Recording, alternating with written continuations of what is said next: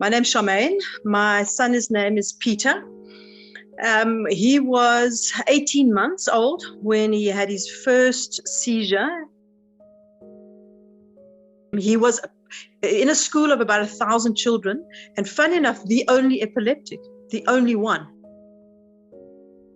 He would be doing something, he'd do something random. He would, instead of everybody's walking off to class and he's walking off to the sports pavilion, somebody would see him and go and notify either a teacher or one of the prefects, prefect bodies, and they would go and fetch him, because basically he's having one of his seizures where he switches off and just walks to go somewhere else, or goes to go and get on the bus to go home, and it's not home time, He obviously wouldn't even know. He wouldn't even know he'd walked off and climbed onto the bus, and it was always a big joke.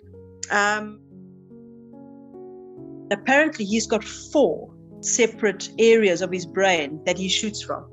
So it's not one epileptic problem, it's 4. So that's why his medication was always the problem, because it had to be the balance of, for all 4 of his, and it is. I mean, one of the seizures he'll get is his arms. His arms will go stiff and up, so he's constantly lifting up his arms, and that will be one seizure. Another one will be actually entire body going stiff, so the diet has kept him having none of that. All he'll do is when he's overexerted himself with sport or he's a bit stressed or something, he'll have these little shakes, like if somebody walks over your grave, that expression where you have this little, that's all he's getting at the moment. And I mean, that's it. So that is huge in his life, because he would have full-on seizures and sometimes all 4 of them at the same time. And that would last for hours, and then he would be sleeping fast asleep for 12, 18 hours afterwards.